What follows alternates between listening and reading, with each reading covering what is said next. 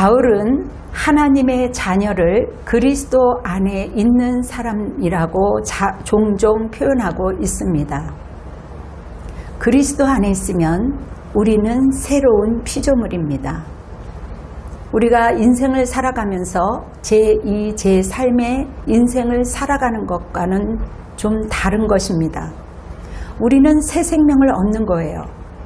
자기 중심적인 생활에서 하나님 중심으로 옮겨가는 것입니다.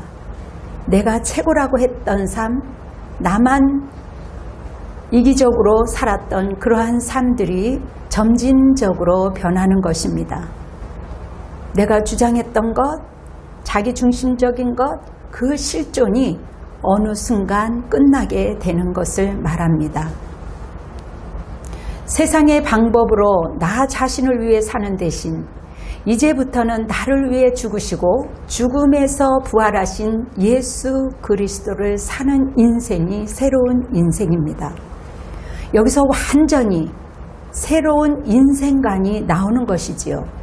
우리는 새로운 피조물로서 하나님의 그 의도대로 새로운 사역과 새로운 메시지를 우리 주님께서 허락하시는 겁니다. 우리를 부르신 그 이유는 하나님과 사람들을 화해시키는 것이며 화목하게 하는 사역을 통해서 사람들에게 기뻐하는 복음의 메시지를 나누는 것이며 이것을 하나님의 은혜대로 수행할 때 하나님께서는 우리에게 새로운 삶으로 점진적으로 인도해 주셨습니다. 그러므로 예수 믿는 새로운 피조물들은 그리스도의 대사라고 말합니다. 우리는 여전히 이 땅에서 살고 있지만 어쩌면 그들과는 좀 다른 인생을 살아가는 것입니다. 세상의 향기에 심취되어서 사는 것이 아니고 우리가 그리스도의 대변자로 이 세상에서 여전히 살아가는 변화된 사람들입니다. 하나님의 사랑을 누리면서 동시에 다른 사람들을 그분의 나라로 초대할 때 하나님이 기뻐할 뿐만 아니라 우리 모두 의미 있는 그러한 삶을 살아가게 되는 것이죠. 이처럼 우리의 새로운 결단은 예수님을 사랑하는 행위입니다. 다른 사람을 또한 귀히 여기며 사랑하는 것이고 우리는 하나님의 자녀들로 하나님의 피조물답게 하나님을 기쁘게 하며 이제 공동체 안에서 서로 힘을 실어주는 것이지요. 하나님의 자녀이기 때문에 저와 여러분은 계속해서 점진적으로 성장해 나가는 것입니다. 여러분, 우리가 갓난 아이를 보지요. 온전하고 예쁘고 사랑스러운 아이입니다. 온전하지만 그 아이가 점점 성숙하며 계속 성장해 나가듯이 우리 믿음의 사람들은 점진적으로 성장해야 할 것입니다. 그 성장은 교회라는 돌봄으로 또 가정에서의 사랑으로 점진적으로 이제 커 나가는 것이지요. 저와 여러분은 이미 어둠에서 해방되었습니다. 이전의 나의 상태, 어찌 되었든 이전에 내가 어떠한 삶을 살았든 진실로 이전 것은 지나갔기에 우리 주님은 새 것이 되었다라고 우리에게 거듭 말씀하고 있습니다. 요즘 살면서 여러 가지 게임이나 또 여러 가지 중독이 많은데요. 비폐한 상태나 강박에 놓여있는 그러한 상태가 아니라 정말 그리스도 안에서 자유로운 상태, 병상에 있을지라도 이제는 더 이상 그 어떤 것도 우리를 괴롭힐 수가 없습니다. 우리가 밥을 먹어도 건강을 또 위해서 또 직장에서 무엇을 하든지 먼저 하나님이 우선순위가 되며 또한 하나님의 그러한 사람으로서 예수님과의 그 관계성에서 먼저 온전해질 때 그것이 뒤떨어지는 삶이 아니고 그것이 상식 밖에서 벗어나는 것이 아니고 오히려 삶 가운데 더 윤택해지며 활발하게 움직이는 삶을 살 수 있도록 주님께서 우리를 인도해 주십니다.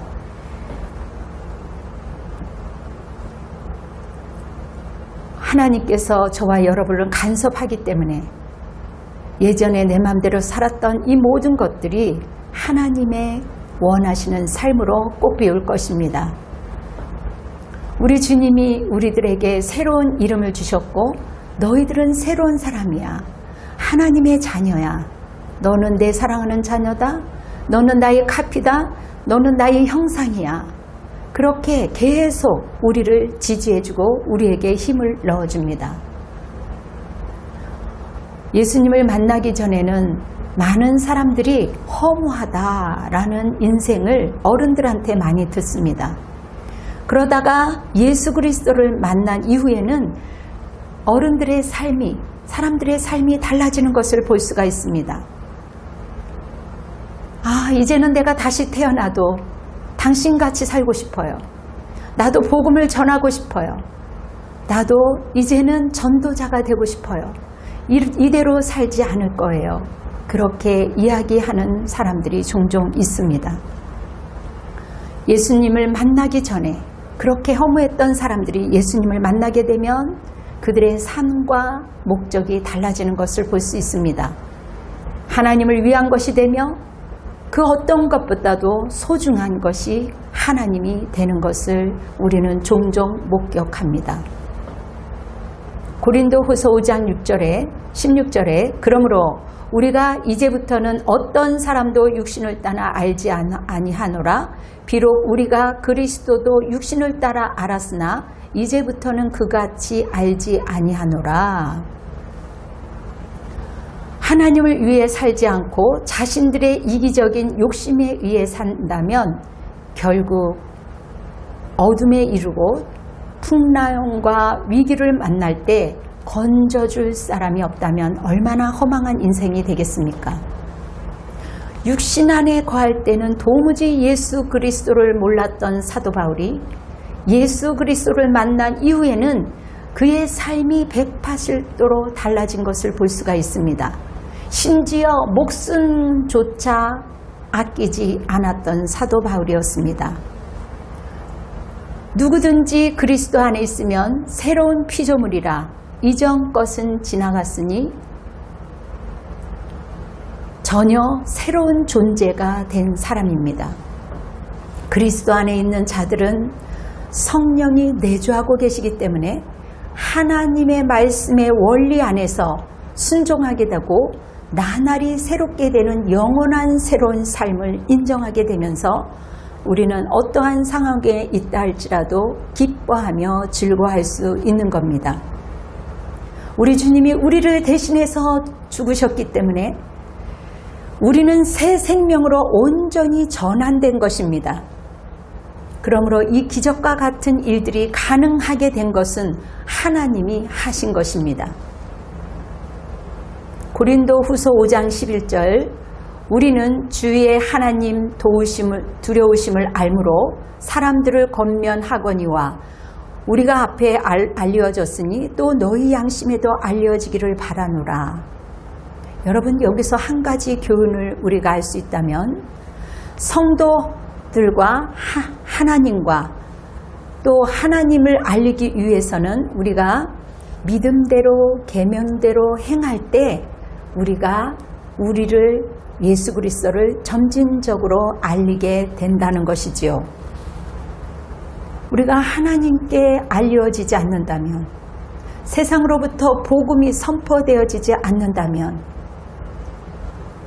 우리는 어쩌면 허무한 자가 되는 것이며 주님의 뜻대로 살지 않기에 우리는 하나님이 원치 않는 삶으로 살아가는 것입니다. 믿음으로 행하고 주님의 계명으로 순종할 때 저와 여러분의 삶이 윤택해질 줄 믿습니다.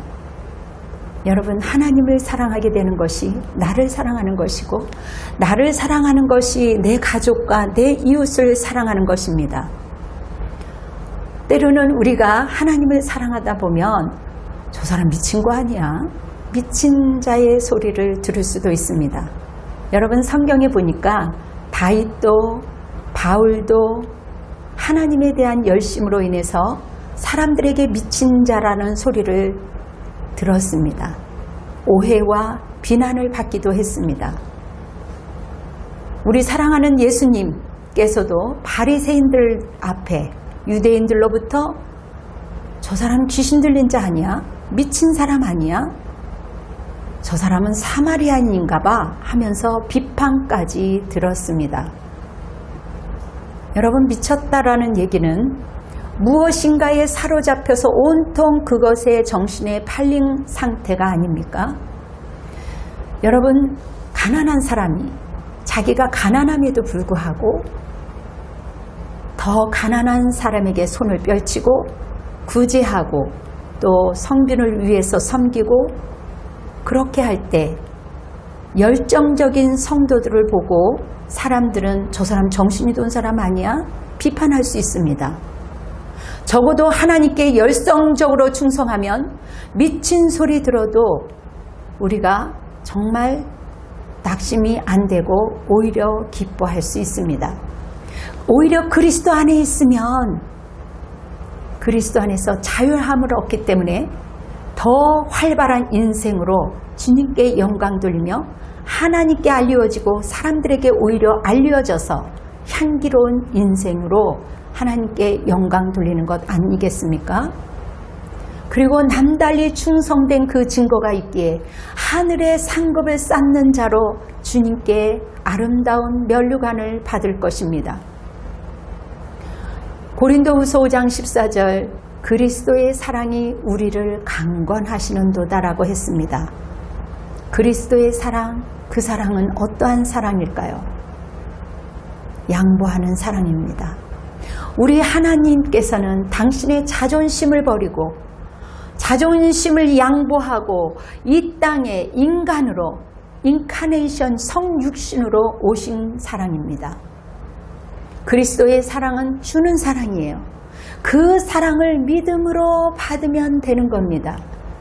그리스도의 죽음은 모든 성도를 대표하는 죽음이에요. 사랑하는 성도 여러분, 그리스도께서 내 죄를 위하여 죽으셨음을 믿고 확신해야 하는 것입니다.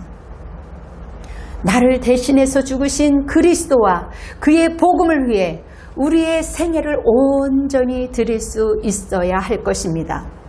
각자의 자기의 삶 가운데서 우리는 성실하게 일하고 최선을 다하면서 주님께 영광을 올려드릴 수가 있는 겁니다. 성도는 자기를 위해서 죽으신 그리스도를 위하여 살아야 합니다. 그리스도를 위하여 사는 생활은 어떠한 생활일까요? 첫째, 그리스도의 사랑의 계명을 순종하고 증거하는 겁니다. 둘째, 그리스도를 닮아가는 것이겠죠. 우리가 그리스도인이라고 하면서 작은 예수라고 하면서 우리가 그리스도를 닮지 않는다면 그것은 정말 크리스찬이 아닌 것입니다. 셋째, 그리스도의 몸된 교회를 위해서 사는 생활입니다. 하나님은 공동체에게 교회를 허락하여 주셨고 우리에게 함께 모여서 주님께 영광 돌리는 아름다운 연합을 이루게 하셨습니다. 모든 것을 그리스도의 중심으로 생각하고 행하는 여러분이 되시기를 바랍니다. 로마서 14장 8절에 우리가 살아도 주를 위하여 살고 죽어도 주를 위하여 죽나니 그러므로 사나 죽으나 우리가 주의 것이로다. 아멘. 성령으로만 그리스도를 올바로 이해할 수가 있습니다. 이 말은 우리가 다른 일을 다 내버려 두고 하나님만 섬기라는 것이 아닙니다. 오히려 더 건강하게 살고 더 활동하게 활기차게 살면서 각자의 주어진 삶에서 열심히 사는 것을 말합니다. 비록 우리가 전에는 육체대로 예수 그리스도를 알았다면 이제부터는 이같이 알지 아니하노라. 한마디로 명확하게 말한다면 나는 천국 기업을 상속받은 자이다. 여러분 그렇게 신뢰해야 합니다. 나는 새로운 피조물이다. 아멘. 나는 새 사람이다. 나는 하나님의 형상을 입은 존귀한 자이다. 하나님의 가피를 입은 사람이기 때문에 하나님의 일을 대언하는 것이다. 하나님의 일을 하는 것이죠. 새로운 사상, 새로운 방향이 자연스럽게 연결되어지는 것은 너무나도 당연한 것입니다. 하나님의 자녀는 근본적으로 달라질 수밖에 없는 것이지요. 성경은 말합니다. 애통하는 자는 복이 있다. 받는 것보다 주는 게 더 복이 있다. 얼마나 역설적인 말씀이에요. 세상과 우리는 이처럼 다른 것입니다. 그래서 우리를 새로운 피조물이라고 한 것입니다. 성령이 아니고서는 이것을 이해할 수 없기에 성령을 받으라 한 것입니다.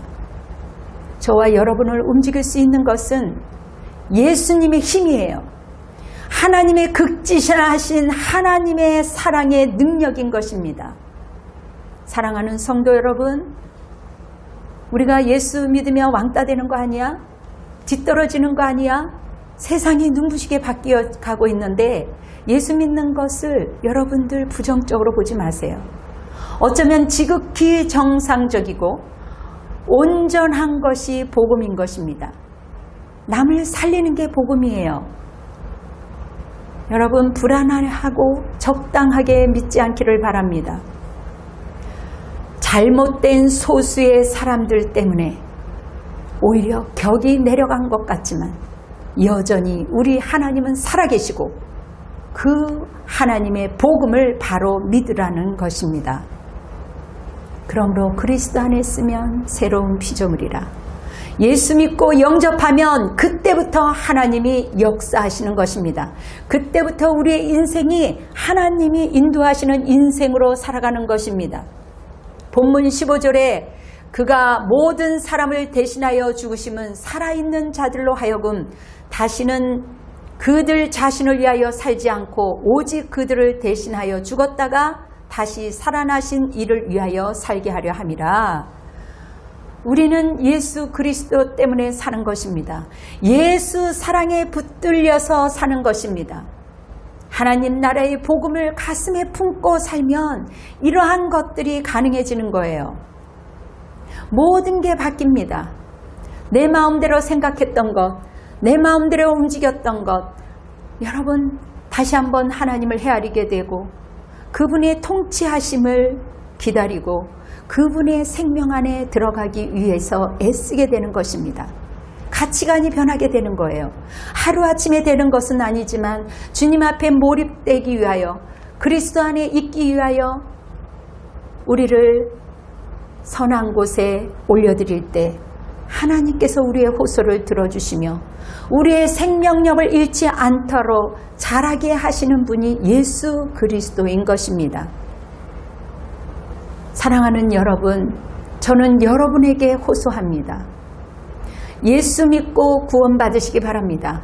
이 방송을 듣는 사랑하는 성도 여러분, 온라인 성도 여러분, 망설이지 마시기 바랍니다. 생명을 잃지 않고 자라게 하시는 분은 예수 그리스도이기에 예수 그리스도 안에서 생명의 복음 안에 머무시기를 바랍니다. 계속해서 그리스도 안에 있을 때 영적인 성장과 성숙을 지향하며 갈 때 우리의 인생은 의미가 있고 후회가 없는 것입니다. 우리는 어떠한 상황이 와도 그리스도 안에서 하늘의 가치관과 비전으로 넉넉히 이 세상을 이길 수가 있는 것입니다. 어려움이 있을 수 있습니다. 그러나 그리스도의 은혜를 기억하십시오. 여러분의 그 삶이 윤택한 삶이 되시기를 우리 주님은 원하고 원하십니다. 진정 건강한 부모의 심정처럼 하나님은 여러분들과 소통하기를 원하시며 여러분들과 심정의 대화를 나누시기를 간절히 기다리십니다. 사랑하는 성도 여러분, 천국의 새로운 비전을 지니고 여러분들의 삶이 즐겁게 사시기를 원하며 여러분들의 그 삶이 행복한 삶으로 이끄시기 위하여 주님이 이 땅에 오셨습니다.